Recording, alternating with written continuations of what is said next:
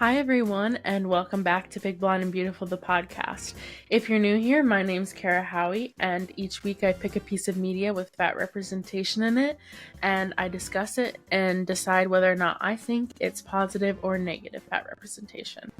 This week, we're going to be talking about both the 1989 and the new 2023 version of The Little Mermaid. I feel like most people know this movie. It's very rare that you come across people who haven't seen these classic Disney movies, but just in case you haven't, I'm going to read a little synopsis for you. Rebellious 16-year-old mermaid Ariel is fascinated with life on land. On one of her visits to the surface, which are forbidden by her controlling father, King Triton, she falls for a human Prince Eric. Determined to be with her new love, Ariel makes a dangerous deal with the sea witch Ursula to become human for 3 days. But when plans go awry for the star-crossed lovers, the king must make the ultimate sacrifice for his daughter. So before we get into Ursula specifically, I kind of wanted to address the whole fat villain trope thing. I did do a mini episode on it. I believe it's mini episode 4 if you want to go take a quick listen. It's like 6 minutes long, about how common the fat villain trope is and how it dehumanizes us. But specifically, Disney has a long history of fat villains. It actually goes all the way back to like the 1920s with Pete. He is like the first fat villain of many. There's also, Ursula, obviously. There's the Queen of Hearts and Alice in Wonderland. There's Governor Ratcliffe in Pocahontas. There's Lawrence in The Princess and the Frog. Those are just to name a few. And the common traits in these characters include loudness, selfishness, and unnecessary cruelty. These are the types of associations that children are taught to connect with fat people. Because let's be honest, Disney mostly markets to children.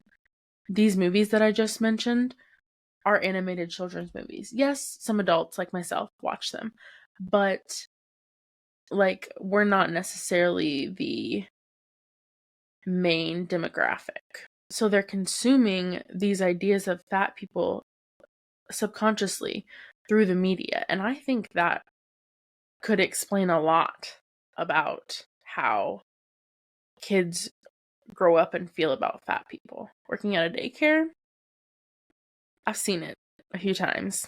So we're teaching these kids that, and reinforcing adults, that thin equals good and fat equals evil, which, as we know, if you're listening to this, is definitely not true.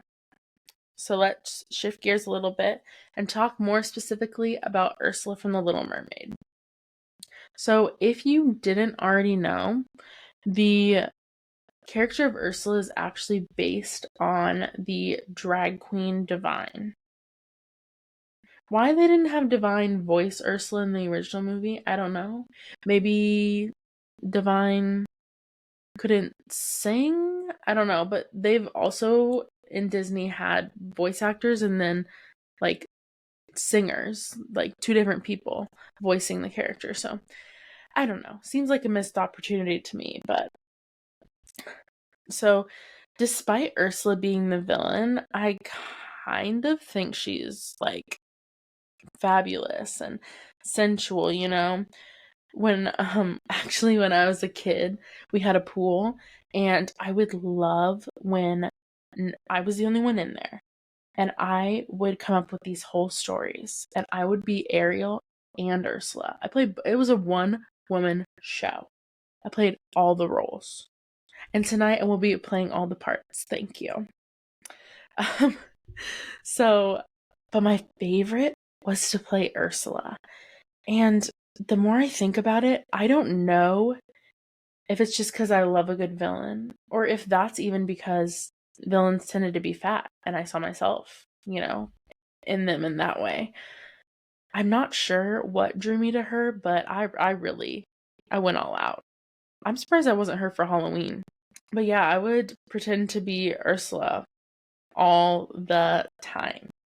I was obsessed. She's definitely, I'd say, my favorite Disney villain. And also, they really need to do, you know how they did an origin story for Cruella?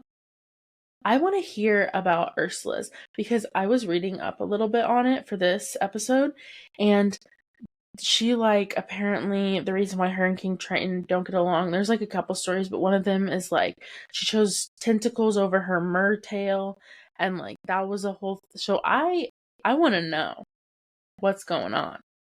So Disney, let's get hot on that. Okay? Okay.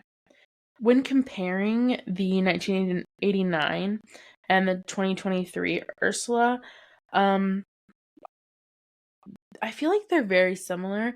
The only thing that is different that I noticed, and mind you, I only watched the 2023 version once, and I haven't seen the 1989 version in like a little while. But the only thing that I really noticed that was different was the line delivery, which, I mean, duh, they're different actors. Like, you know, you're gonna find your own take on the character. But other than that, I feel like they're very similar. I do think that maybe the animated version was a little bit more like sexy and sultry, if that makes sense. But I also don't think that Melissa played Ursula overly, like, comically. I feel like Melissa's kind of a comic first, and I think that she branched out a little bit and, you know, made her less funny. I also think, this is my opinion, that it was a missed opportunity not to do her makeup like Divine's. I don't know if it would have taken away from the character, but I would have liked to have seen it. Because I think that would have been really cool and a nice homage to the original, like, muse for the character. So, if you've been with us since season 1, you will know that this is our 3rd episode talking about Melissa McCarthy. We talked about her last week too. What can I say? I'm a fan, okay?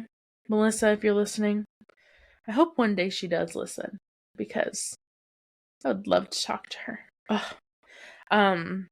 But I think the reason why she's probably going to be brought up the most is because she, I would argue, is like the most successful fat actress right now in Hollywood. And part of that is her playing into these stereotypes, which I've talked about, you know, having a problem with, especially now that she's really obviously made a name for herself. Like, people know who she is. She could definitely change the narrative. And I hope that she starts to do that.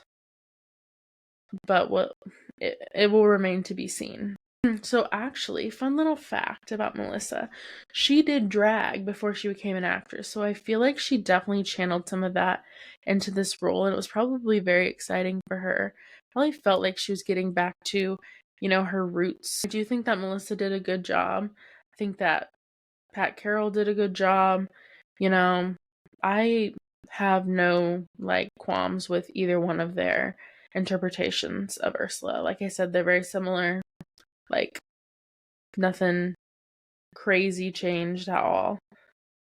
But that brings me to something that I wish had changed, and that is Vanessa. So, when Ursula takes Ariel's voice, and then when she realizes Ariel's getting so close to kissing Eric and, you know, ruining her plans, she decides she's going to take on a different form and use Ariel's voice to, like, coax Eric into marrying her instead. Well, in both the animated and the new version, Vanessa is like a thin, conventionally attractive woman.